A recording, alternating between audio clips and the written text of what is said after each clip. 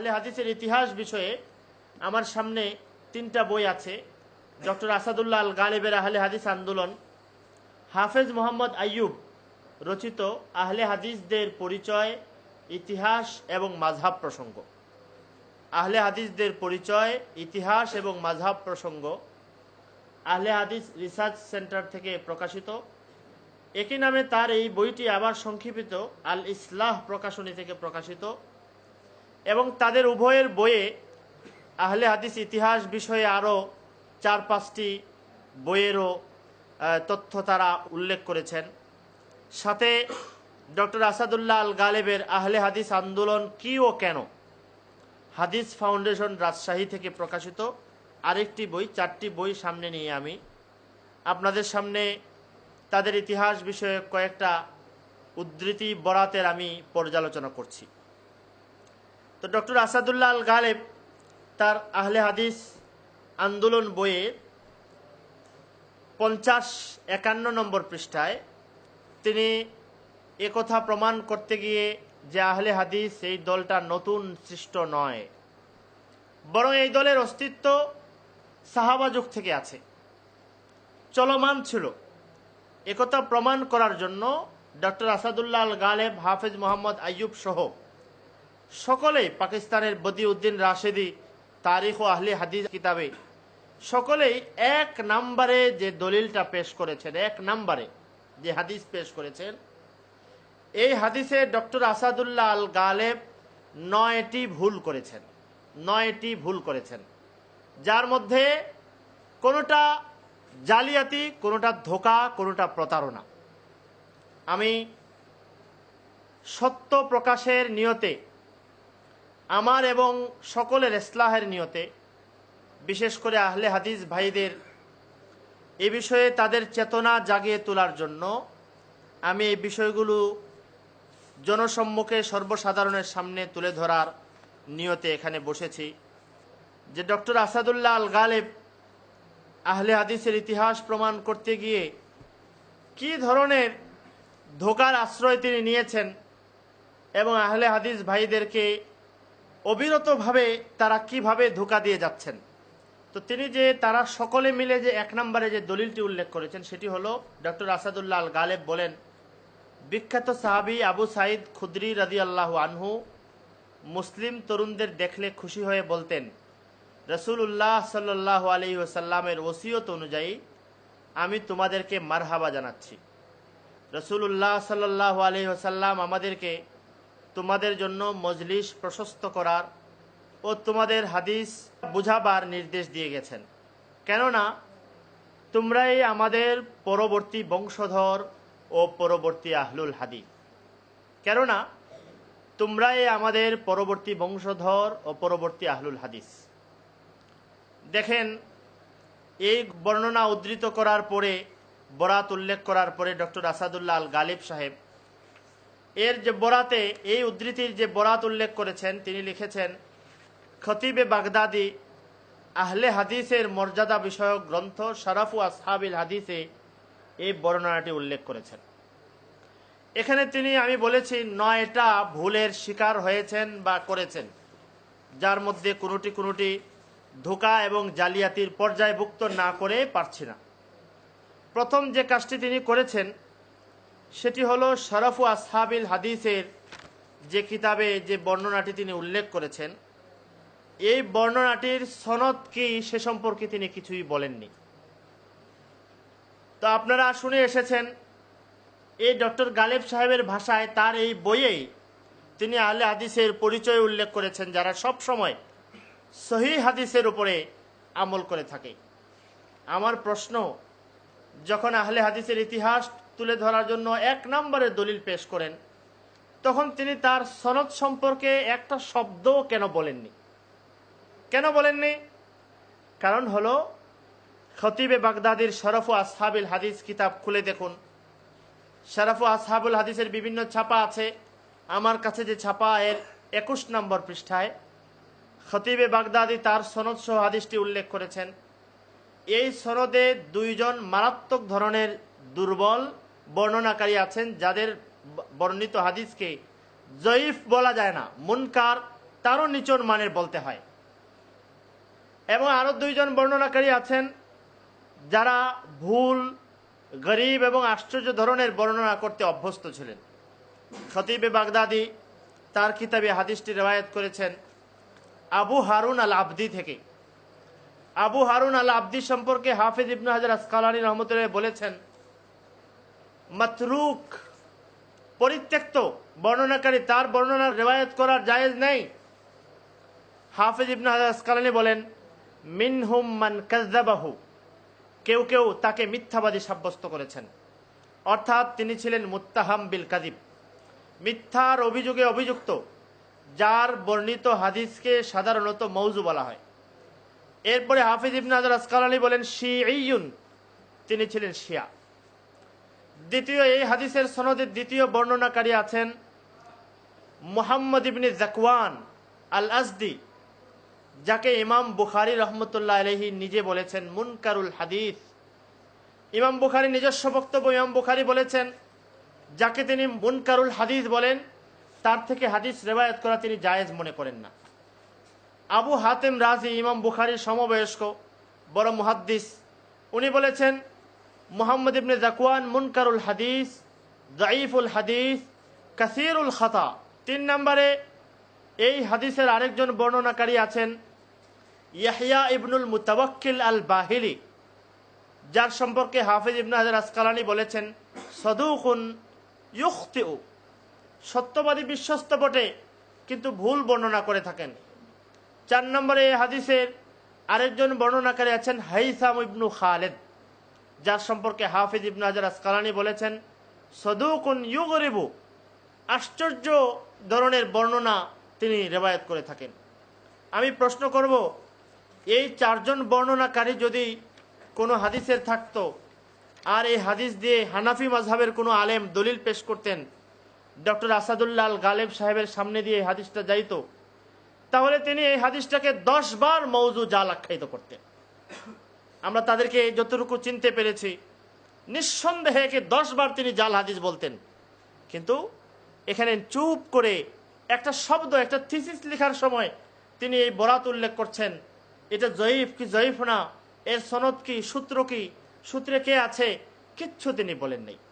আফসোস, যখন নিজে দলিল পেশ করা হয় তখন সেখানে ইনসাফ থাকে না। দ্বিতীয়, এই বর্ণনাটি যে কিতাব থেকে ডক্টর আসাদুল্লাহ আল গালেব সাহেব উল্লেখ করেছেন, খতিবে বাগদাদির শরফ ও আসহাবুল হাদিস, তার এই কিতাবে শুধু একটি মাত্র হাদিস না, এটা জয়ীফ সনদ।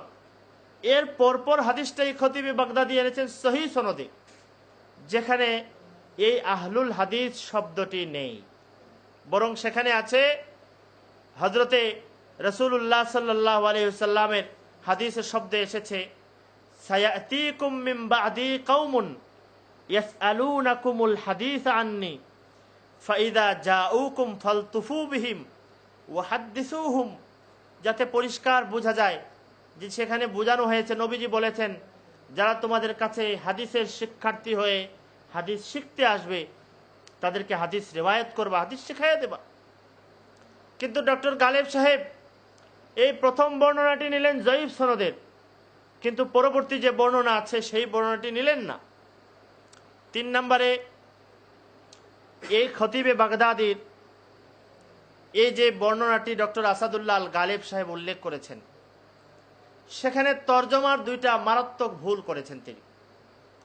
1 নম্বরে তিনি তরজমা করেছেন ইদা রাআশ শাবাব, যখন আবু সাঈদ খুদরি দেখতেন, শাবাব কাকে বলে, যে কোনো অভিধান খুলে দেখুন, শাবাব বলে যুবকদেরকে। ডক্টর গালেব সাহেব ও আহলে হাদিস আন্দোলন কি ও কেন বইয়ে যুবক শব্দে উল্লেখ করেছেন, কিন্তু এখানে তিনি উল্লেখ করেছেন তরুণদের দেখলে। যদিও তরুণ যুবকের মাঝে সামঞ্জস্য আছে বটে, কিন্তু সাধারণত তরুণ বলতে এবং যুবক এবং তরুণে আমাদের দেশের সাধারণ মানুষরা যুবক তরুণে ব্যাপক পার্থক্য করে থাকে।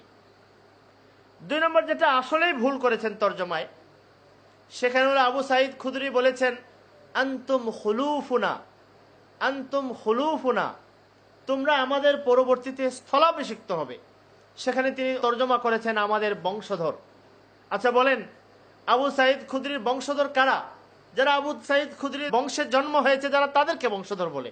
এটা কিভাবে তিনি এই তর্জমা করলেন? তাহলে সবাই, পৃথিবীর সবাই সবার বংশধর হয়ে যাবে।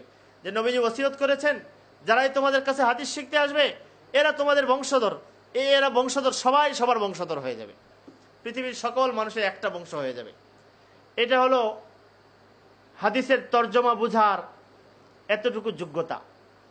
আল্লাহ তাআলা আমাদেরকে সহি সমঝ দান করুন। 3 নম্বরে ডক্টর আসাদুল্লাহ আল গালেব সাহেব খতিবে বাগদাদির কিতাব থেকে যে বর্ণনাটি উল্লেখ করেছেন, যেখানে আবু সাইদ খুদরি বলেছেন আহলুল হাদিসি বাদানা, তোমরা আমাদের পরবর্তী আহলুল হাদিস। শেখ খতিবে বাগদাদি তার কিতাবে আহলে হাদিস শব্দের কি অর্থ, কারা আহলে হাদিস, এর পরিচয় বড় সুস্পষ্ট ভাষায় উল্লেখ করেছেন। আমি বিশ্বাস করি যে ডক্টর আসাদুল্লাহ আল গালেব সাহেব খতিবে বাগদাদির এই ব্যাখ্যাটা দেখেছেন যে আহলে হাদিস কাকে বলে। তিনি বলেছেন, তিনি দেখেছেন, দেখে থাকবেন, দেখে থাকা উচিত, এমন চোখ অন্ধ হলে চলবে না, দেখে থাকা উচিত। তিনি দেখেছেন। খতিবে বাগদাদি বলেন আহলে হাদিস বলে আলী ইবনুল মাদিনীর একটা বর্ণনার ব্যাখ্যায় তিনি বলেন আহলে হাদিস কারা, কি তাদের বৈশিষ্ট্য।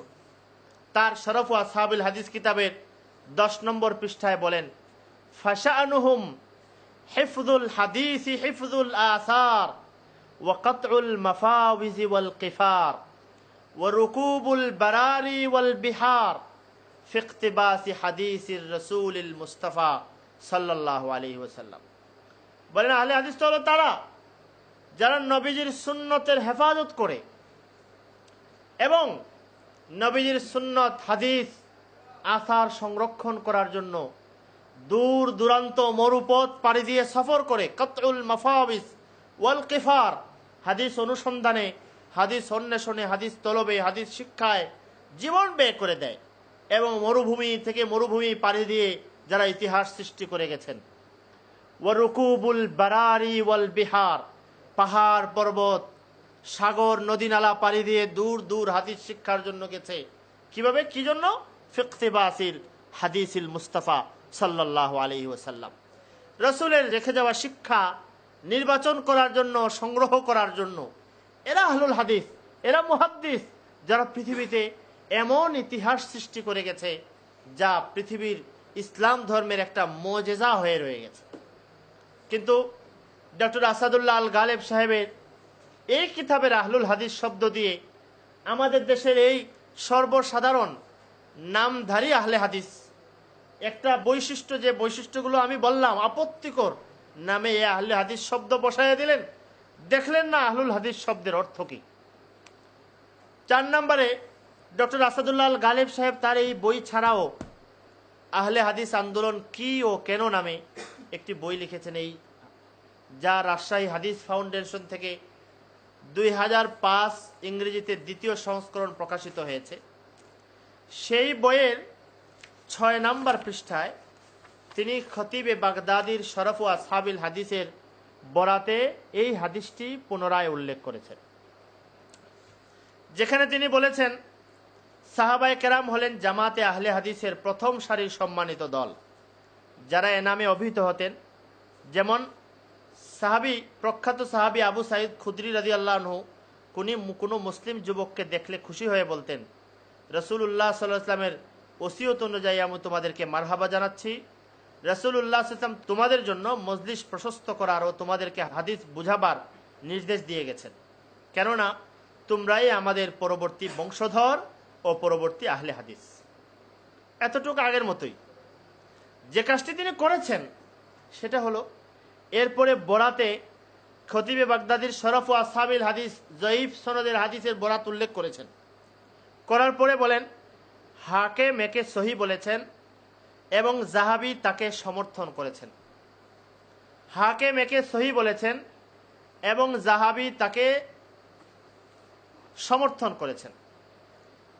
আমি আপনাদের সামনে হাকিমের, আবু আবদুল্লাহ আল হাকিমের আল মুস্তাদরাক আলা সহিহাইন কিতাবটি সামনে দেখেন। কিতাবের আমাদের কাছে যে ছাপা নুসখা আছে দারুল ফিকরের জিলদে আউয়াল 1 নম্বর খণ্ড 188 নম্বর পৃষ্ঠায় আমি তার এই হাদিসটা বের করলাম, যেখানে আছে, হাদিসটা যেখানে আছে, মারহাবান বিওয়াসিয়তি রাসূলিল্লাহ ইসলাম কানা রাসূলুল্লাহি সাল্লাল্লাহু আলাইহি ওয়াসাল্লাম ইউসিনা বিকুম। দেখেন, ইউসিনা বিকুম, রাসূলুল্লাহ সাল্লাল্লাহু আলাইহি ওয়াসাল্লাম আমাদেরকে তোমাদের বিষয়ে ওসিয়ত করতেন। বাস এতটুকু শব্দ শেষ, এরপরে একটা শব্দও নেই। একথা নেই ওয়া আনতুম আহলুল হাদিসি বাদানা, তোমরাই আমাদের পরবর্তী আহলুল হাদিস, এই কথাটা নেই। যে কথা দিয়ে গালেব সাহেব আহলুল হাদিসের ইতিহাস প্রমাণ করবেন, এই কথা এখানে নেই। যে কথা নেই, এই হাদিসটা না খতিবে বাগদাদির শরফ ও আসহাবুল হাদিসের ওই হাদিস, না না ওই সনদ, না ওই মতন। সনদ ভিন্ন, মতন এবং হাদিসের শব্দ ভিন্ন, শব্দ ভিন্ন, সনদ ভিন্ন, এবং যে জন্য দলিল পেশ করছেন এই শব্দটা মুস্তাদরাকে হাকিমের এই কিতাবে নেই। তারপরও এই হাদিসকে সহি বলেছেন, এখান থেকে সহি শব্দটা কেটে খতিবে বাগদাদির জয়ীফ মুনকার পরিত্যাজ্য হাদিসের শেষে ওখানে নিয়ে এই সহিটা লাগিয়ে দিয়েছেন। এটাকে আপনি কি বলবেন? যত ইনসাফ করে বলেন, ধোঁকা, প্রতারণা, জালিয়াতি, যে কেউ যে কোনো কিছু বলতে পারে। আমি কিছুই বললাম না, আমি রেখে দিলাম। ডক্টর আসাদুল্লাহ আল গালেব সাহেব এখনো জীবিত আছেন, তার কাছে জিনিসটা যাবে এবং আমি আশা করি তিনি এই বিষয়টা পরিষ্কার করবেন যে এত বড় একটা হাদিস গালেব সাহেব বলেছেন, এই জন্য হাদিসের কথা বলেছেন। তো এই জন্য এই বিশ্বাস করে তারা তার কথা বিশ্বাস করে মানলো। কিন্তু কি মানলো? আরে যে রেবায়েতে এই শব্দের চিহ্নও নেই, এক হাদিসে ভিন্ন সনদ, ভিন্ন মতন, সেখানে আরেক ইমামের আরেক হাদিস সম্পর্কে বক্তব্য এনে এখানে লাগিয়ে দিলেন, যাকে উসুলে হাদিসের পরিভাষায় তাদলিসের তাসবিয়া, তার চেয়েও আর খারাপ পরিভাষায় এখানে বলতে হয় যে এটা যে এক হাদিসের শব্দ কেটে এনে প্রকারান্তরে যেন জয়ীফ হাদিসের জয়ীফ সনদকে কেটে দিয়ে তিনি একটি সহি হাদিসের সহি সনদ নিয়ে আরেক হাদিসে জুড়ে দিয়েছেন, যেটা হাদিসের ইতিহাসে তারিখে হাদিসের মধ্যে ওয়াজ্জা, যারা জাল হাদিস করত তারা এই কাজটা করত। একটা সহি হাদিসের সনদকে কেটে নিয়ে একটা জয়ীফ হাদিসের মধ্যে জুড়ে দিত। মুহাদ্দিসিনে কেরাম এটা ধরে দিয়েছেন। আল্লাহর মেহেরবানি, ডক্টর আসাদুল্লাহ গালেব সাহেব এই কাজটা করেছেন। জানি না জেনে করেছেন না জেনে করেছেন, আমার তো সামনে যেটা বুঝে আসে, এখানে যে বরাতটা উল্লেখ করেছেন তার এটা জানা থাকার কথা, এবং তিনি এই কাজটা করেছেন আমার মনে হয় জেনে শুনে। আল্লাহ তাআলা তাকে মাফ করেন এবং আহলে হাদিস ভাইদের চিন্তার পথ প্রশস্ত করে দেন। তাছাড়া হাকিম যে বরাত তিনি উল্লেখ করেছেন, এখানে 5 নাম্বার বলা চলে, এই হাদিসটা উল্লেখ করার পরে হাকিমের বরাত তিনি উল্লেখ করেছেন, মুস্তাদরাকে হাকিম উল্লেখ করার পরে তিনি এই হাদিসের শেষে বলছেন হুয়া আউয়ালু হাদিসিন ফি ফাদলি তুল্লাবিল হাদিস, হুয়া আউয়ালু হাদিসিন ফি ফাদলি তুল্লাবিল হাদিস। হাকিম আবু আবদুল্লাহ বলছেন, দেখেন, হাদিস অন্বেষণকারী, হাদিসের ছাত্র মুহাদ্দিস, যারা হাদিস পড়তে চায় পড়ছে, তাদের ফজিলত বিষয়ে এটাই প্রথম হাদিস। তো এখানে হাকিম পরিষ্কার করে দিয়েছেন যে এই হাদিসটা আমাদের দেশের আহলে হাদিস আন্দোলন, আহলে হাদিস সম্প্রদায়ের মর্যাদার জন্য এই হাদিস আসে নাই। এই হাদিসে আল্লাহর নবী মর্যাদা উল্লেখ করেছেন তাদের, যারা আল্লাহর নবীর হাদিস পড়ার জন্য জাগতিক শিক্ষার, জাগতিক সব কিছু বিসর্জন দিয়ে হাদিসের রসুল পড়াবে, দুনিয়া ছেড়ে দিয়ে হাদিসের অন্বেষণে বের হয়ে যাবে, তাদের জন্য হাকিম আবু আবদুল্লাহ স্পষ্ট বলে দিয়েছেন। এই কথাটা দেখার পরেও তিনি এই হাদিসটাকে এনে লাগিয়ে দিচ্ছেন আমাদের দেশের অমুক তমুক আহলে হাদিস আন্দোলন, নাম দিয়েছে আহলে হাদিস, সে বকলমও জানে না, সে কিচ্ছুই জানে না, তার নামে এই হাদিস জুড়ে দেওয়া হাদিসের সুস্পষ্ট অপব্যাখ্যা ছাড়া কিছুই না। হাদিসের সুস্পষ্ট অপব্যাখ্যা ছাড়া কিছুই না। হাদিসের ব্যাখ্যার মূলনীতি আছে, হাদিসের ব্যাখ্যার মূলনীতি আছে, এটা হাদিসের ব্যাখ্যার সম্পূর্ণ বিপরীত। হাকিম মুস্তাদরাকে এই হাদিস যে অধ্যায়ে এনেছেন, এই অধ্যায়ের শিরোনাম হাকিম দিয়েছেন রুব্বা হামিল ফিকহিন লা ফিকহা লাহু ওয়া রুব্বা হামিল ফিকহিন ইলা মান হুয়া আফকাহু মিনহু। আল্লাহর নবী যে উৎসাহ দিয়েছেন যে আমার হাদিস যারা শুনবে, হাদিস তো শুনলে এই হাদিসে যে ফিক আছে, ফিক আছে, এই ফিক সবার সমান থাকে না, এই জন্য এটা অন্যের কাছে পৌঁছায় দিবা, পৌঁছাতে থাকবা, একজন আরেকজনের কাছে পৌঁছাবে। যে হাদিসের মাধ্যমে ফিকহের প্রশংসা করা হয়েছে, ফিকহের মর্যাদা তুলে ধরা হয়েছে, হাকিম আবু আবদুল্লাহ মুস্তাদরাকে হাকিম গ্রন্থকার এই হাদিসটাকে এই ফিকহের মর্যাদা বোঝানোর জন্য এখানে উল্লেখ করেছেন। আর ডক্টর আসাদুল্লাহ আল গালেব সাহেব এই হাদিসটাকে অন্য জায়গায় নিয়ে আমাদের দেশের আহলে হাদিসের মর্যাদা ফজিলত বুঝালেন তো বুঝালেন, আবার এই হাদিস নিয়ে আরেক হাদিসের উপরে লাগাই দিলেন। 6 নাম্বার, ডক্টর আসাদুল্লাহ আল গালেব সাহেব তার আহলে হাদিস আন্দোলন কি ও কেন 6 নম্বর পৃষ্ঠার টিকায় উল্লেখ করেছেন যে এই হাদিসটি নাসিরউদ্দিন আলবানী সাহেব তার সিলসিলাতুল আহাদিস সহিহার 280 নম্বর হাদিস হিসেবে এই হাদিসটিকে উল্লেখ করেছেন। তার উদ্দেশ্য এটাই যে নাসিরউদ্দিন আলবানী সাহেবও এই হাদিসটাকে সহি সাব্যস্ত করেছেন। সহজ কথা যে নাসিরউদ্দিন আলবানী সাহেব কোনো হাদিস সহি বললে এটা আর কোনো দলিল লাগে না, তখন এই হাদিস এর অন্ধ তাকলিদ করা যায়, এটা মোটামুটি শেখানো হয়ে গেছে। এবং এই হিসেবে নাসিরউদ্দিন আলবানী সাহেব সহিহায় উল্লেখ করেছেন বললেই আর কিছু লাগবে না, এটা গালিব সাহেব ভালো রকম জানেন এবং এই জন্য উল্লেখ করে দিয়েছেন। আল্লাহ আমাদের সকলকে ক্ষমা করে দিন।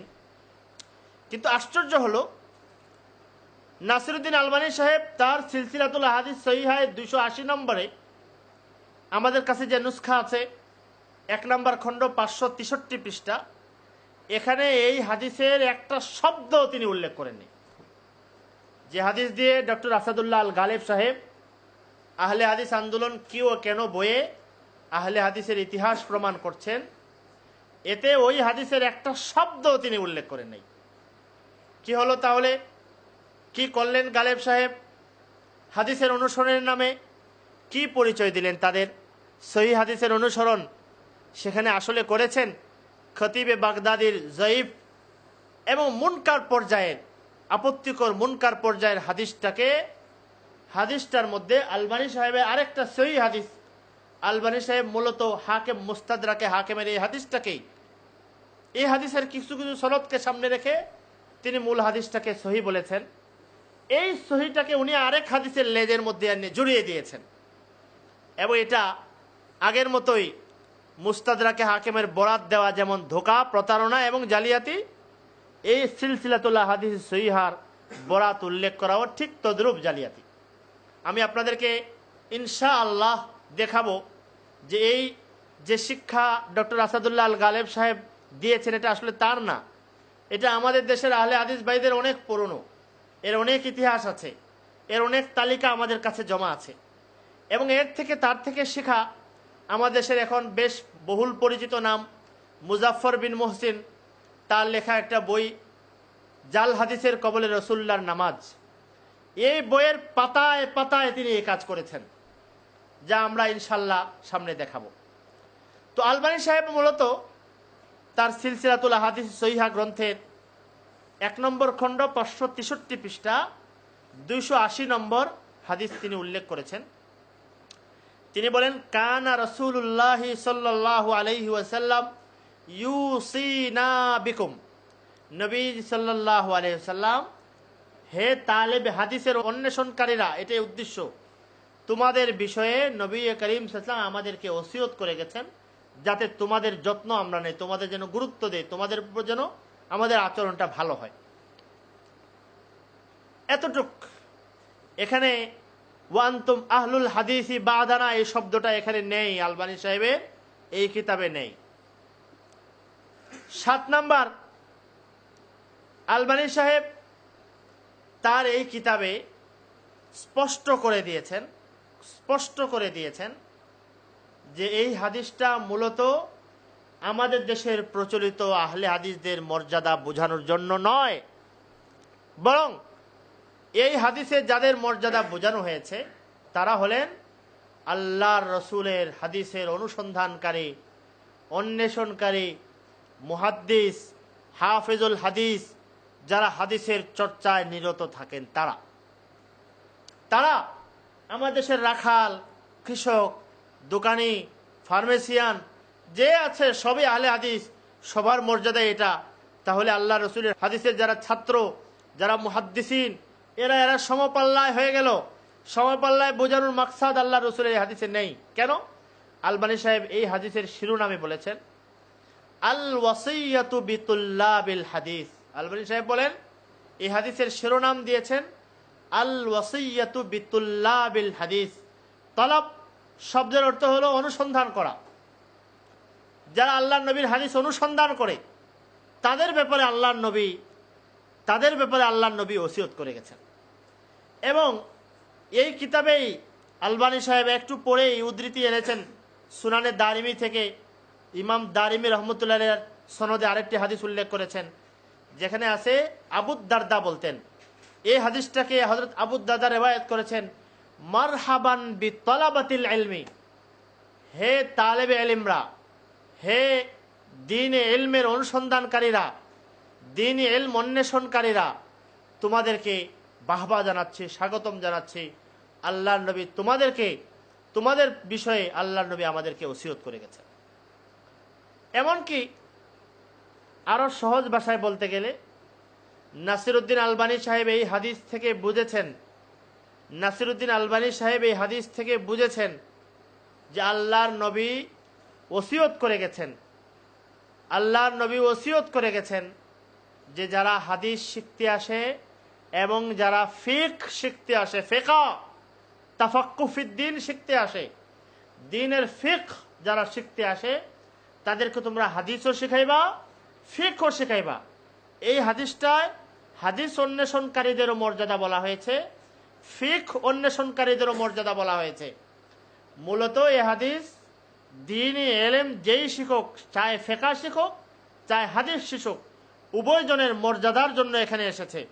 আলবানী সাহেব এই হাদিসের আরেকটা বর্ণনার উল্লেখ করেছেন, যেখানে আছে নবীজি বলেছেন সায়াতিকুম উনাসুন ইয়াতাফাক্কাহুনা, দেখো আমার সাহাবীরা, তোমাদের কাছে অনেক লোক আসবে, যারা আসবে মূলত তোমাদের কাছে ফিকহ শেখার জন্য।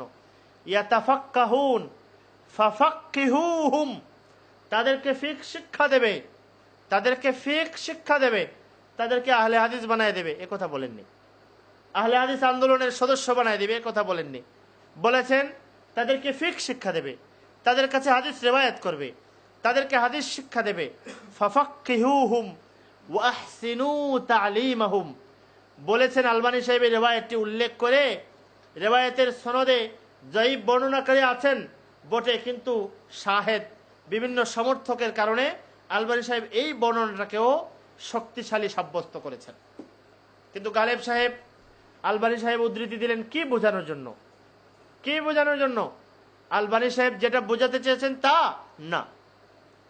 তিনি যে বিষয়টি সাব্যস্ত করেছেন যে আল্লাহর নবী এই হাদিসে আমাদের দেশের আহলে হাদিসদের, হাদিস ফাউন্ডেশনের, আহলে হাদিস আন্দোলনের সদস্যদের মর্যাদা প্রশংসা করে আল্লাহর নবী হাদিস বলেছেন, সাহাবী আবু সাঈদ খুদরি তাদেরকে আহলুল হাদিস বলেছেন। এই কথা বোঝানোর জন্য আলবানী সাহেব বরাত দিয়েছেন। কিন্তু আলবানী সাহেবের বরাত উদ্ধৃতি খোলার পরে সব তথ্য ফাঁস হয়ে গেল যে আসলে আলবানী সাহেব এর ধারে কাছেও না। আলবানী সাহেব বরং এই হাদিস থেকে বোঝাতে চেয়েছেন আল্লাহর নবী ফিকহের মর্যাদা বলেছেন, আল্লাহর নবী হাদিসের অন্বেষণকারী, হাদিসের ছাত্রদের প্রশংসা করেছেন। এরপরে দেখেন এই বর্ণনা আরো আছে, বাইহাকি রহমতে আল মাদখাল ইলা সুনানিল কুবরায়, সেখানেও রিওয়ায়াত আছে সায়াতিকুম কওমুম মিনাল আফাক ইয়াতাফাক্কাহুন ফাস্তাউসু বিহিম খায়রা, ফিকহ শিখতে আসবে, বাইহাকি রহমতে রিওয়ায়াত করেছেন ফিকহ শিখতে আসবে, তোমরা তাদেরকে ফিকহ শিক্ষা দেবে। এরপরে ডক্টর গালেব সাহেব এর চেয়ে বড় যে ধোঁকা 9 নাম্বার, সেটা হলো তিনি বোঝাতে চেয়েছেন আলবানী সাহেব এই হাদিসটাকে খতিবে বাগদাদির শরফ ও আসহাবের কিতাবের যে হাদিস, যেখানে আবু সাঈদ খুদরি বলেছেন তোমরা আমাদের পরবর্তী আহলুল হাদিস, উনি বোঝাতে চেয়েছেন আলবানী সাহেব এটাকে সহি বলেছেন। আলহামদুলিল্লাহ আলবানী সাহেব এটাকে সহি বলেননি, আলবানী সাহেব এটাকে জয়ীফও বলেননি, বরং আলবানী সাহেব এটাকে জয়ীফের কাতারে রাখতে রাজি নয়। কারণ আলবানী সাহেব তার সিলসিলাতুল আহাদিস সহিহার 280 নম্বর হাদিসের আলোচনায় লম্বা আলোচনা করার পরে প্রসঙ্গক্রমে একটা সনদ এসেছে, যে সনদ সম্পর্কে আলবানী সাহেব বলেছেন, কুলতু হাযা সানাদুন মুসালসালুন বিদ্দুআফা। এই সনদ মুসালসাল বিদ্দুআফা, এই সনদের ধারাবাহিকভাবে খালি জয়ীফ আর জয়ীফ, জয়ীফ আর জয়ীফ, একাধিক অনেক জয়ীফ বর্ণনাকারী এই হাদিসে আছেন। এরপরে আলবানী বলেন, ওয়ালাকিন্নাহু আহসানু হালান মিন হাদিসি আবি হারুন আল আবদি। কিন্তু এরপরেও এই হাদিসের সনদে এত জয়ীফ বর্ণনাকারী থাকা সত্ত্বেও এই হাদিস আবু হারুন আল আবদির যে বর্ণনা দিয়ে ডক্টর গালেব সাহেব দলিল দিয়েছেন আহলে হাদিসের ইতিহাস প্রমাণ করার জন্য, 1 নম্বর দলিল হিসেবে উল্লেখ করেছেন আবু হারুন আল আবদি, তার চেয়ে হাদিস বহু গুণে ভালো। বহু জয়ীফ বর্ণনাকারী থাকা সত্ত্বেও এটা ওই হাদিস থেকে বহু গুণে ভালো। আহসানু হালান মিন হাদিসি আবি হারুন আল আবদি আল্লাযী সাবাকাতিল ইশারাতু ইলাইহি ফি কালামিল হাকিম। এবার আমি জিজ্ঞাসা করব যে ডক্টর আসাদুল্লাহ আল গালেব সাহেব, হাফেজ মোহাম্মদ আইয়ুব সাহেব, পাকিস্তানের আহলে হাদিস ভাইদের সেরে তাজ বদিউদ্দিন রাশেদি রহমতুল্লাহ আলাইহি, এবং হাফেজ মোহাম্মদ আইয়ুব সাহেব আরও যাদের হাওয়ালা দিয়েছেন, আবদুল্লাহ ইল কাফি সহ অনেকের যাদের উদ্ধৃতি উনি এনেছেন, সকলেই আহলে হাদিসের ইতিহাস যখন শুনেছেন যে আহলে হাদিসের কোনো অস্তিত্ব ইংরেজদের আগমনের আগে পাওয়া যায় না, তারা তখন ইতিহাস প্রমাণের জন্য যখন উঠে পড়ে লেগেছেন, সকলে মিলে সব চেষ্টার পরে যে দলিলগুলো বের করে নিয়েছেন, 1 নাম্বার দলিল, 1 নাম্বার দলিলে এতগুলো সমস্যা, যার মধ্যে তিনি ধোঁকার আশ্রয় নিয়েছেন, প্রতারণার আশ্রয় নিয়েছেন, জয়ীফকে সহি বানিয়ে দেখানোর জন্য হাদিসের সনদ উল্লেখ করেননি, চুপ থেকে গেছেন। এমনকি আরেক হাদিস ভিন্ন সনদে ভিন্ন কিতাবের ভিন্ন হাদিসের আরেক ইমামের হুকুমকে জুলুম করে জোরপূর্বক যুলমান এই হাদিসের উপরে লাগিয়ে দিয়েছেন। এরপরে আহলে হাদিসের ইতিহাস প্রমাণ করতে চেয়েছেন। এ ছিল আহলে হাদিসের ইতিহাস প্রাচীনতা প্রমাণ করার জন্য 1 নম্বর যে দলিল তারা উল্লেখ করেছেন তার কথা। 2 নম্বরে ডক্টর আসাদুল্লাহ আল গালেব তার থিসিসে এর 2 নম্বর দলিল হিসেবে উল্লেখ করেছেন, অমনিভাবে প্রখ্যাত তাবেঈ ইমাম সাহাবী সাহাবায়ে কেরামের আহলুল হাদিস বলতেন। তাবেঈ ইমাম সাহাবী সাহাবায়ে কেরামের জামাতকে আহলুল হাদিস বলতেন। এর বরাত উল্লেখ করেছেন তাজকিরাতুল হুফাজ।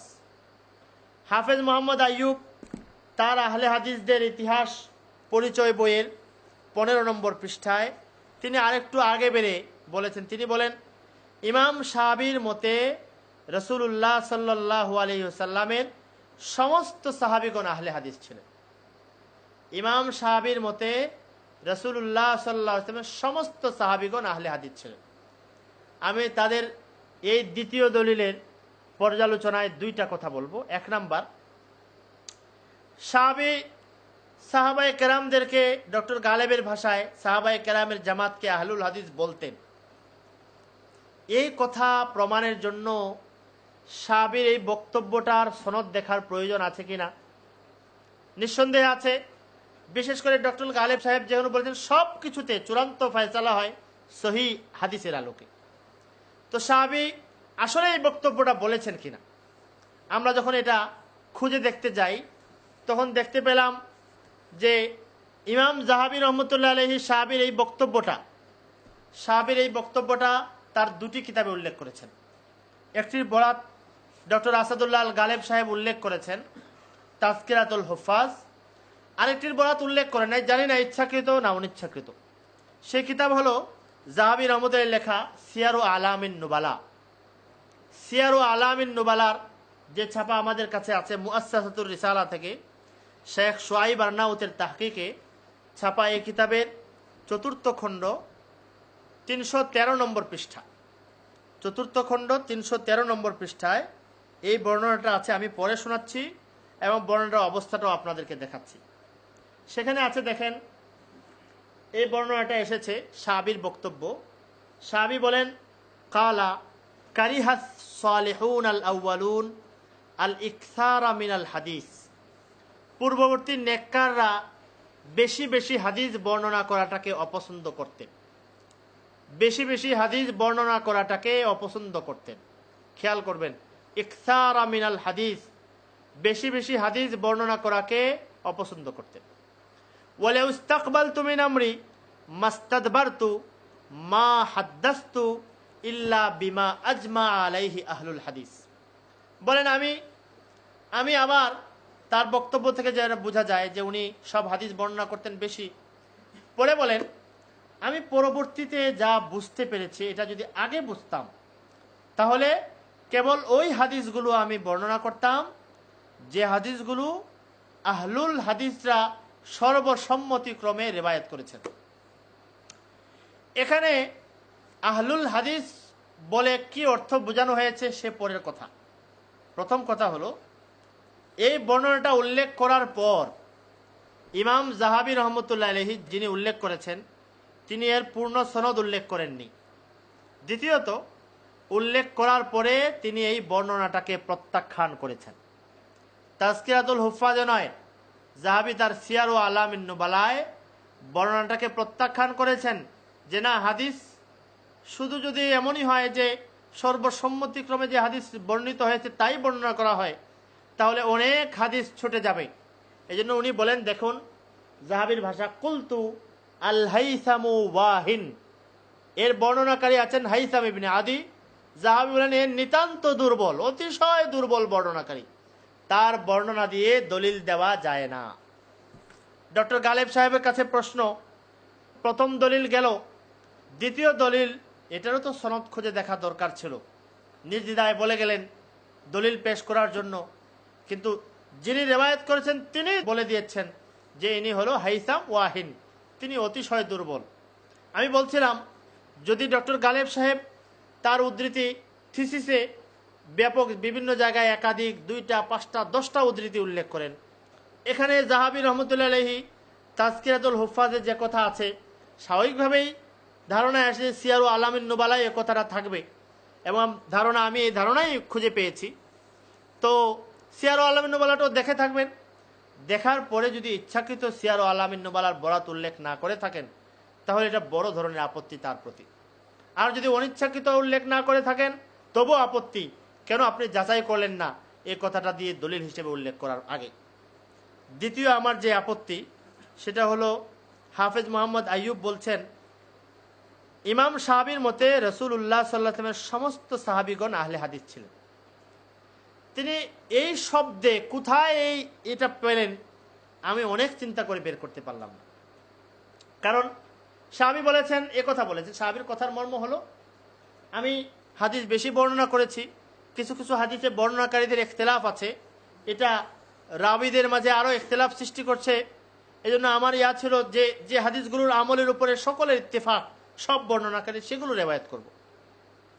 তো বিমা আজমা আলাইহি আহলুল হাদিস মানে বোঝাতে চেয়েছেন যারা হাদিস বর্ণনা করেন এদের সর্বসম্মতিক্রমে যা বর্ণনা করেছেন তা আমি উল্লেখ করব।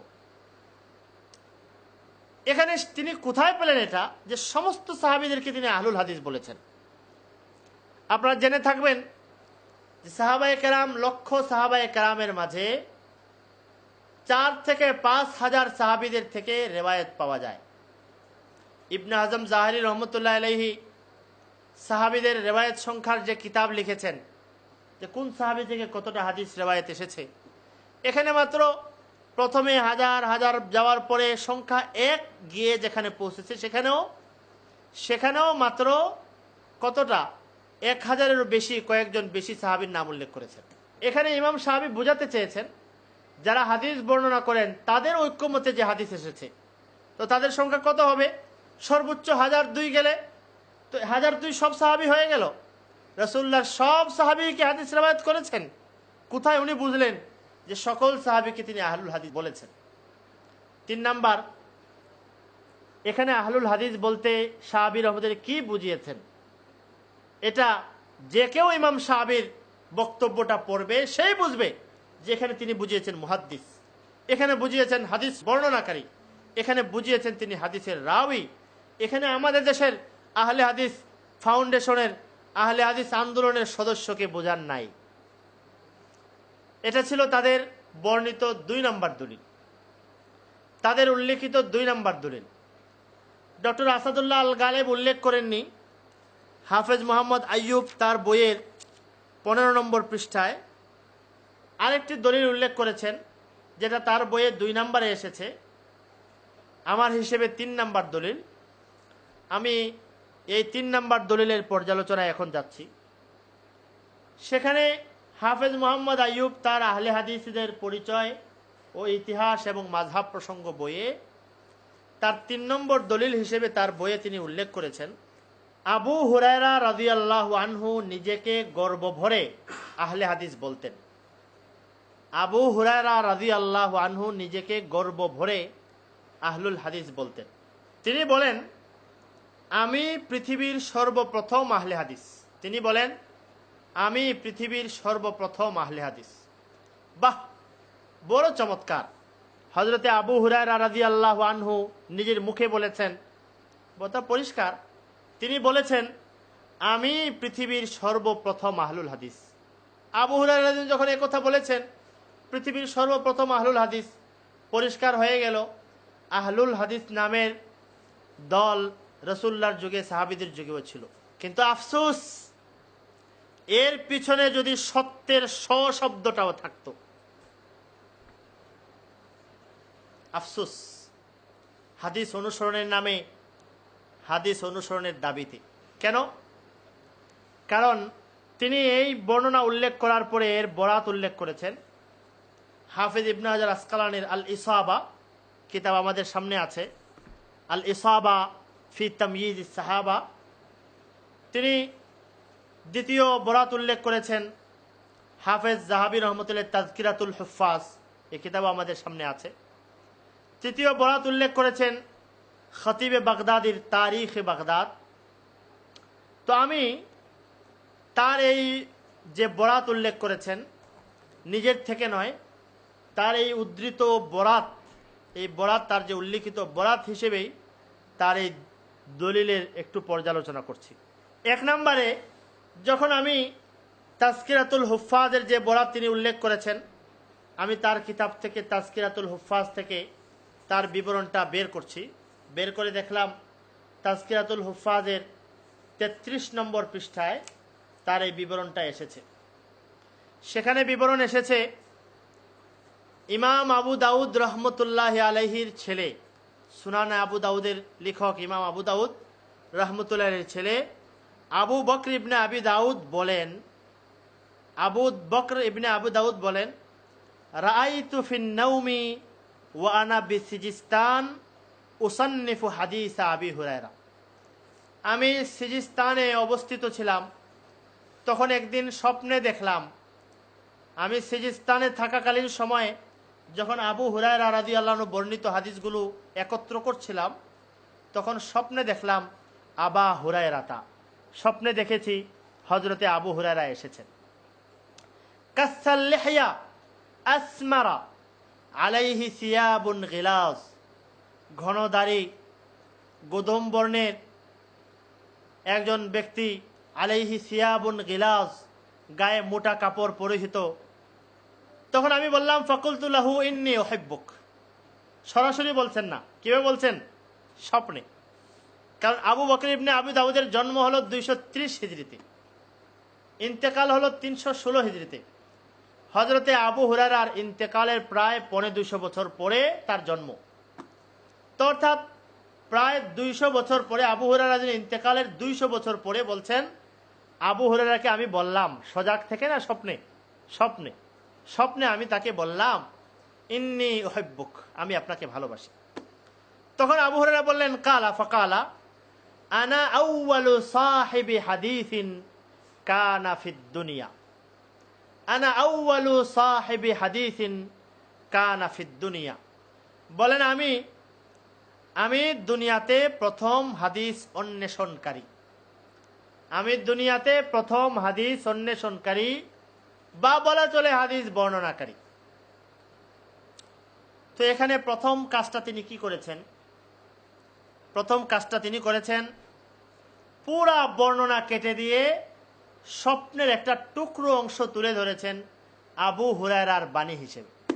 স্বপ্নকে তুলে ধরেছেন, পুরা বিবরণ কেটে দিয়ে শুধু স্বপ্নের শেষ অংশটা। আবু হুরায়রা বলেন আমি পৃথিবীর সর্বপ্রথম আহলে হাদিস। কি করলেন? স্বপ্নকে বাস্তব বানিয়ে চালিয়ে দেওয়ার একটা অপচেষ্টা করলেন। ইন্না লিল্লাহি ওয়া ইন্না ইলাইহি রাজিউন হাদিসের অনুসরণের নামে তাদের সামনে একটা স্বপ্নের একটা টুকরোকে হাদিস নামে সাহাবীর বর্ণনা আসার, যার মান আছে, মাকাম আছে, মর্যাদা আছে, স্বাভাবিক ব্যক্তির কথার মতো নয়, তো একটা স্বপ্নকে সাহাবীর কথা বানিয়ে দিলেন।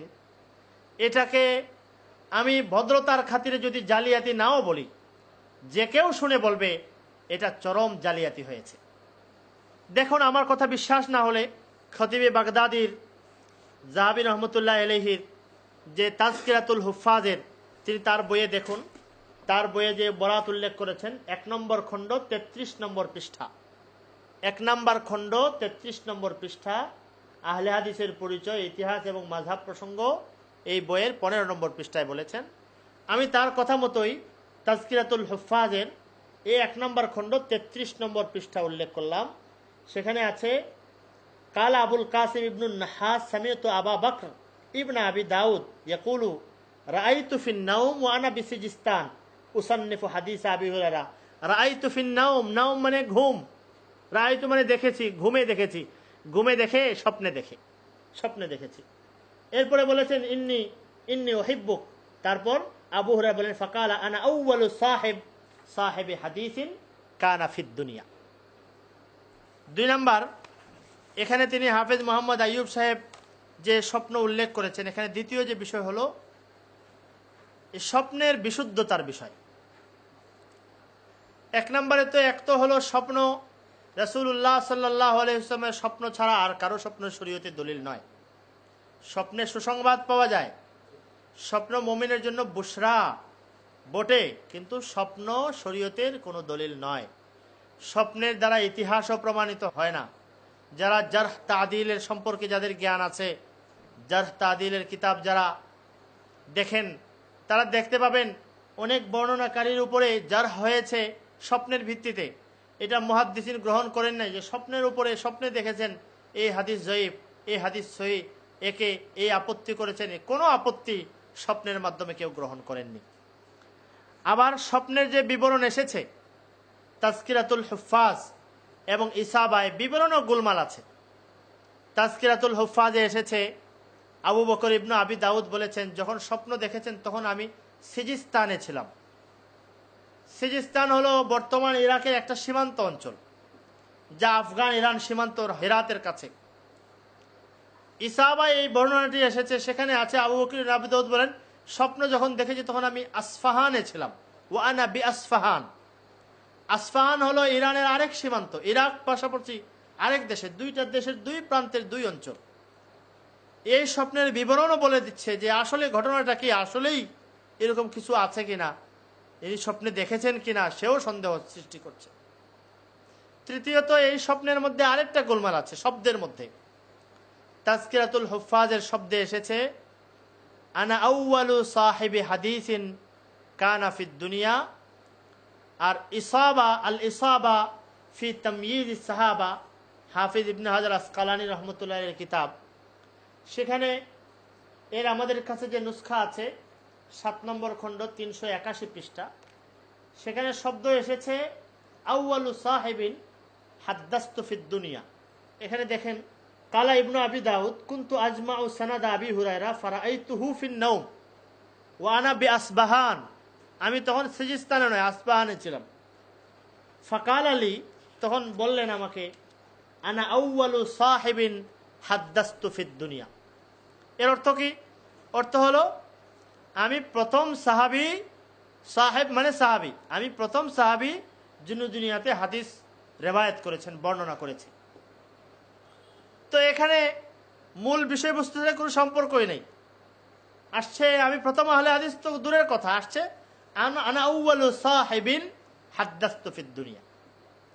এ কারণে এখানে যে স্বপ্নের বিবরণটা এসেছে, স্বপ্ন হিসেবে ওটা সত্য কিনা এ নিয়েও সংশয় দেখা দিয়েছে। কারণ কোথাও এসেছে সিজিস্তানে, কোথাও এসেছে তিনি ছিলেন আসফাহানে, স্বপ্নে কোথাও এসেছে আউয়ালু সাহিবি হাদিসিন ফিদ দুনিয়া, আরেক জায়গায় এসেছে হাদ্দাসতু ফিদ দুনিয়া। এইরকম এই সকল কারণে এখানেও সন্দেহ সৃষ্টি হয়েছে। আরও সন্দেহ হলো যে স্বপ্নে যে দেখেছেন এই কথাটা বাস্তবের আলোকে ঠিক কিনা। যদি বলেন উনি প্রথম সাহাবী হিসেবে হাদিস বর্ণনা করেছেন বা আউয়ালু সাহিবে হাদিসিন কানা ফিদ দুনিয়া, তাহলে এই কথাটা সঠিক কিনা। যদি হযরত আবু হুরায়রা জীবিত অবস্থায় এ কথা বলতেন, তাহলে আমি এ কথার পর্যালোচনা করতে যেতাম না, কখনোই যেতাম না।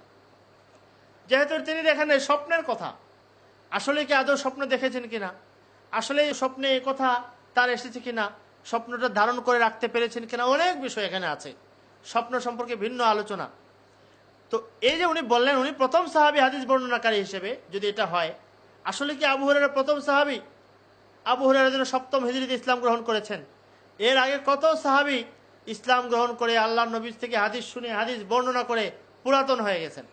তো এই সমস্ত কারণে এই বর্ণনাকে বিভিন্ন মাধ্যমে তর্জমা করে নিয়ে তিনি যেভাবে পেশ করেছেন দলিল হিসেবে, একদিকে তো স্বপ্নকে সত্য বানিয়ে দেখানোর চেষ্টা করেছেন, আরেকদিকে এখান থেকে আমাদের দেশের আহলে হাদিসের মর্যাদা উনি কিভাবে বের করেছেন সেটা আমি বুঝছি না। বরং আমি বুঝতে পারছি যে এখানে আবু হুরায়রা যদি কথাটা ধরে নিলাম স্বপ্ন হিসেবেও যদি সহি হয়, তবে হবে যে উনি হলেন হাদিস বর্ণনাকারী, বেশি হাদিস বর্ণনাকারী, সাহাবীদের মধ্যে বেশি হাদিস বর্ণনাকারী। তো হাদিস বর্ণনাকারী হিসেবে মুহাদ্দিস হিসেবে তার মর্যাদা এখানে এসেছে। তো আমাদের দেশের সকল আহলে হাদিস বাইরে কি তাহলে মুহাদ্দিস? তৃতীয়ত, তিনি আবু হুরায়রার এই বক্তব্যটা, যার বরাত তিনি উল্লেখ করেছেন, তার এই বইয়ে এই বক্তব্যটারও তর্জমা করেছেন ভুল। তর্জমা করেছেন আবু হুরায়রা তিনি বলেছেন আমি পৃথিবীর প্রথম আহলে হাদিস, আহলুল হাদিস, অথচ শব্দ হলো আউয়ালু সাহিবি হাদিসিন কানা ফিদ দুনিয়া। আউয়ালু সাহিবি হাদিসিন কানা ফিদ দুনিয়ার অর্থ আমি পৃথিবীর প্রথম আহলে হাদিস কিভাবে হয়? এটা আনা আউয়ালু সাহিবি হাদিসিন কানা ফিদ দুনিয়া বা আউয়ালু সাহিবিন হাদ্দাসতু ফিদ দুনিয়া, এই শব্দের কি অর্থ হয়? আল ইসাবা আছে, তাজকিরাতুল হুফাজ আছে, খতিবে বাগদাদির তারিখ আছে। শব্দ নিন, নিয়ে অর্থ বের করেন, ডিকশনারি দেখে শব্দ মিলান, দেখবেন এর অর্থ কিভাবে আসে যে আমি প্রথম আহলুল হাদিস ছিলাম, তাও আবার আমাদের দেশের আহলুল হাদিস। এই অমার্জনীয় ভুল তর্জমা ইচ্ছাকৃত করে থাকলে এটা বিকৃতির নামান্তর, এটা এক ধরনের বিকৃতি। হাদিস তো নয়, সাহাবী আবু হুরায়রার কথাও না, স্বপ্নকে হাদিস বানিয়ে সাহাবী আবু হুরায়রার কথা বানিয়ে দেখানোর পরেও এটাকে আবার বিকৃত করে অনুবাদ করার প্রয়োজনটা ছিল কোথায়? সর্বশেষ যে বিষয়টা এখানে আমি তুলে ধরার চেষ্টা করছি সেটা হলো হাফেজ মোহাম্মদ আইয়ুব তার বইয়ে এরপরে আহলে হাদিসদের পরিচয়, ইতিহাস এবং মাযহাব প্রসঙ্গ বইয়ের 15 নম্বর পৃষ্ঠায় এরপরে আরেকটা শিরোনাম দিয়েছেন তিনি, তাবেঈ ও তাবা তাবেঈগণ আহলে হাদিস ছিলেন। তাবেঈ ও তাবা তাবেঈগণ আহলে হাদিস ছিলেন।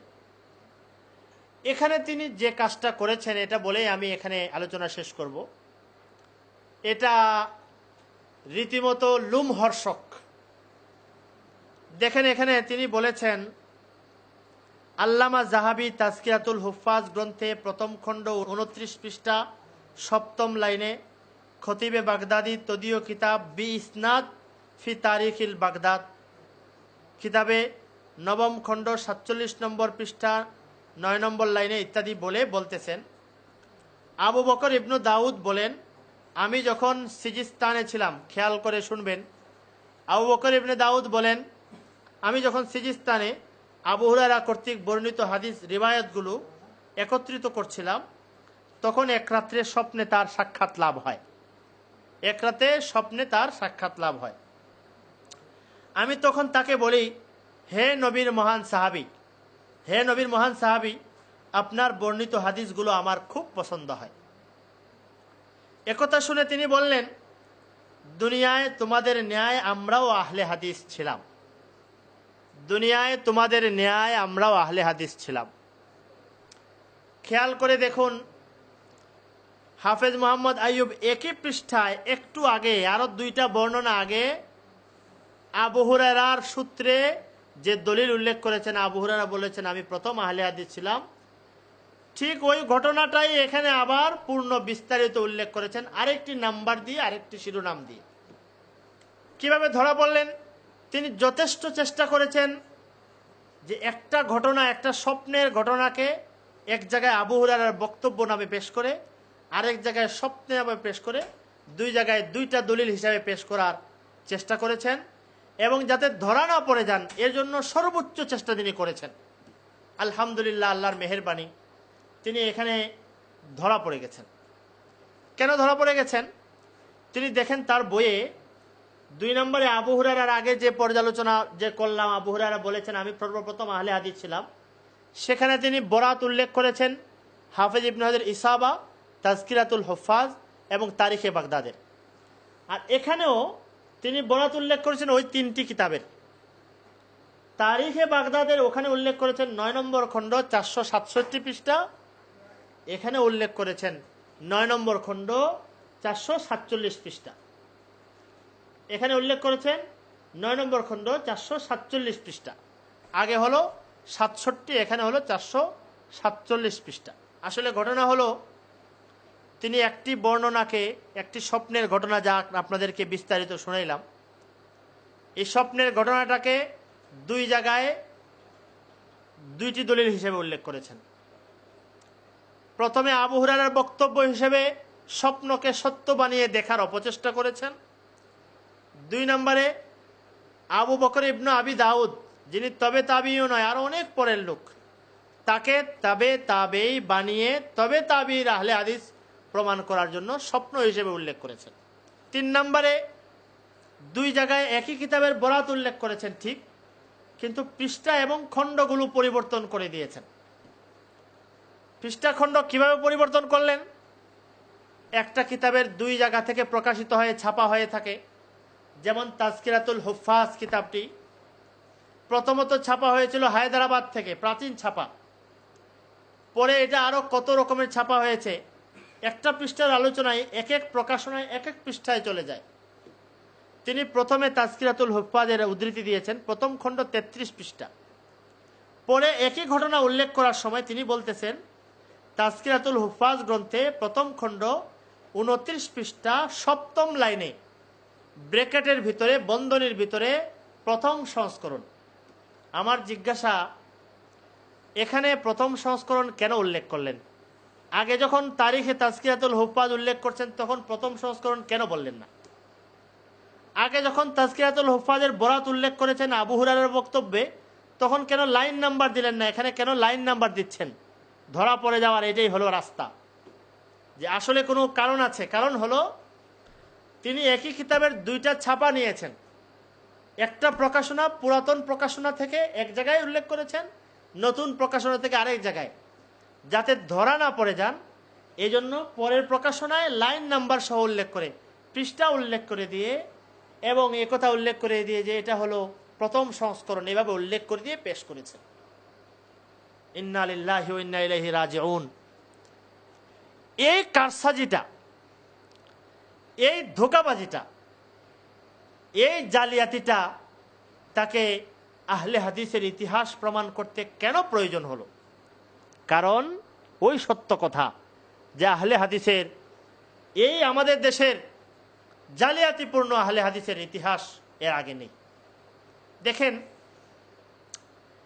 এরপরে তিনি এখানে যে বর্ণনাটি উল্লেখ করেছেন, এটা আসলে মূলত আমি আগে যে বললাম হাফেজ আইয়ুব আবু হুরায়রার বক্তব্যটা, এটাকে আবার রিপিট করেছেন।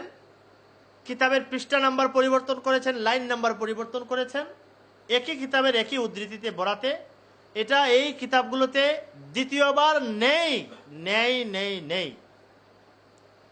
আমি প্রত্যেকটা ছাপা খুলে খুলে দেখেছি, দ্বিতীয়বার এই কিতাবে নেই, একটাকেই দুইবার বানিয়ে দেখিয়েছেন। প্রথমে আবু হুরায়রার বক্তব্য, পরে হলো আবু বকর ইবনে আবি দাউদের বক্তব্য।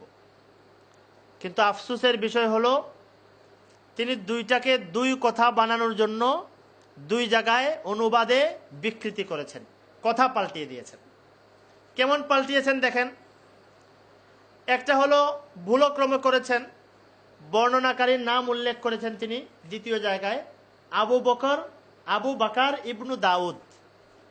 আবু বাকার ইবনু দাউদ না, আবু বাকার ইবনু আবি দাউদ, ইমাম আবু দাউদের ছেলে। দ্বিতীয়ত তিনি তাকে তবে তাবি গণ্য করছেন, আসলে তিনি তবে তাবি না, 230 হিজরিতে তার জন্ম। তৃতীয়ত এখানে তিনি অনুবাদ করতে গিয়ে বলেছেন যে আবু বকর ইবনে আবু দাউদ বলেন, আমি তখন তাকে বলি, হে নবীর মহান সাহাবী, আপনার বর্ণিত হাদিসগুলো আমার খুব পছন্দ হয়। একথা তাজকিরাতুল হুফাজে নেই, ইসাবায় নেই এবং তারিখে বাগদাদে নেই। তারিখে বাগদাদে আছে ফাকুলতু লাহু আনা উহিব্বুকা, আমি তাকে বললাম আমি আপনাকে ভালোবাসি। এই আরবির অর্থটাকে আমি তাকে বললাম আমি আপনাকে ভালোবাসি, এটাকে পরিবর্তন করে তিনি বলেছেন আপনার বর্ণিত হাদিসগুলো আমার খুব পছন্দ হয়। আপনি নিন, খুলেন তাজকিরাতুল হুফাজ, খুলে এই কথাটা বের করুন এবং বের করে দেখুন যে এই কথা তিনি কোথায় বলেছেন। এর আরবি কি হতো? এর আরবি হতো হাদিসুকা আহাব্বু ইলাইয়া, আমার কাছে আপনার হাদিসগুলো আমার কাছে খুব প্রিয়। উহিব্বুহু মা তারউইহি মিন হাদিসিন নবী সাল্লাল্লাহু আলাইহি ওয়াসাল্লাম, এই ধরনের শব্দ হতো। ইন্নী উহিব্বুকা, ইন্নী মানে আমি, উহিব্বু মানে ভালোবাসি, কা মানে আপনাকে, আমি আপনাকে ভালোবাসি। এর অনুবাদ এভাবে কিভাবে হয়? আপনার বর্ণিত হাদিসগুলো আমার খুব পছন্দ হয়। কেন এই অনুবাদ করেছেন? একথা বোঝানোর জন্য যে এখানে যে জালিয়াতি করেছেন উনি, একটাকে দুইটা বানিয়েছেন যাতে ধরা না পড়ে যান। এরপর তিনি বলেছেন, একথা শুনে আবু হুরায়রা বলেন, তিনি বললেন, দুনিয়ায় তোমাদের ন্যায় আমরাও আহলে হাদিস ছিলাম, দুনিয়ায় তোমাদের ন্যায় আমরাও আহলে হাদিস ছিলাম। এটা এত বড় বিকৃতি হয়েছে, এত বড় জালিয়াতি হয়েছে যে আমি বুঝতে পারছি না কিভাবে আমি বলবো। এখানে বিবরণ এসেছে আনা আউয়ালু সাহিবি হাদিসিন ফিদ দুনিয়া, এর অর্থ কিভাবে তিনি করলেন? তোমাদের ন্যায় আমরাও আহলে হাদিস ছিলাম। তোমাদের ন্যায় কথাটা আসলো কোত্থেকে? মিসলাকুম, তোমাদের ন্যায়, আমসালাকুম, তোমাদের ন্যায় আছে শব্দে আছে আনা, আমি, আউয়ালু সাহিবি হাদিসিন, প্রথম সাহেবে হাদিস, কানা ফিদ দুনিয়া, দুনিয়াতে ছিলাম। তোমাদের ন্যায় আমরাও আহলে হাদিস ছিলাম, তোমাদের ন্যায় আমরাও কথাটি এই বর্ণনার মাঝখানে তিনি ঢুকিয়ে দিলেন। জাল বর্ণনাকারীরা যেভাবে হাদিস জাল বানিয়ে চালিয়ে দিত, কোন কোন জাল বর্ণনাকারী একটা হাদিসের মাঝখানে একটা দুইটা শব্দ ঢুকিয়ে দিত। আমাকে গ্রন্থকার হাফেজ মোহাম্মদ আইয়ুব এই কথাটি স্মরণ করিয়ে দিলেন যে একটা বর্ণনার ফাঁকে কিভাবে নিজস্ব কথাটাকে কিভাবে ঢুকিয়ে দিয়ে, জাল কথাটাকে ঢুকিয়ে দিয়ে জাল বর্ণনাকে একটা মূল বর্ণনার সাথে ঢুকিয়ে দিয়ে চালিয়ে দেওয়া যায়। এটা তার প্রয়াস ছিল আহলে হাদিসের ইতিহাস প্রমাণ করার জন্য, তিনি দলিল হিসেবে উল্লেখ করার জন্য এটা তাকে করতে হয়েছে। আমার প্রথম কথা ছিল আহলে হাদিসের পরিচয় তুলে ধরব, বাকি ইতিহাস বলার পরে ইতিহাস বিষয়ে কথা ছিল যে তারা তাদের ইতিহাস প্রমাণ করুক যে আহলে হাদিস, এই বৈশিষ্ট্যের আহলে হাদিসের অস্তিত্ব পৃথিবীর কোথাও ছিল না। তারা যখন তাদের ইতিহাস প্রমাণ করার জন্য সর্বশক্তি নিয়োগ করে লেগেছেন এবং যে দলিলগুলো পেশ করেছেন, আমি একটা একটা করে 3টা দলিল আজকের মতো এখানে বিশ্লেষণ করে দেখাইলাম। 3টা দলিলের একটাও দলিলের দ হওয়ারও অধিকার রাখে না। আহলে হাদিসের প্রাচীনতা প্রমাণের দলিলের দ হওয়ার অধিকার রাখে না। উপরন্তু তারা সেখানে নানা রকম ধোঁকা প্রতারণা আশ্রয় নিয়েছে।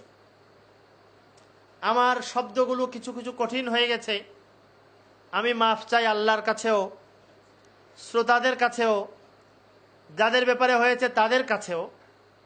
যারা জারহ তাদিলের কিতাব পড়েন তারা জানেন যে অনেক সময় শব্দ কঠিন হয়ে যায়, ধরে রাখতে পারে না, কারণ এটা সুন্নাহর মহব্বতে, হাদিসের মহব্বতে, ব্যক্তির কারণে নয়।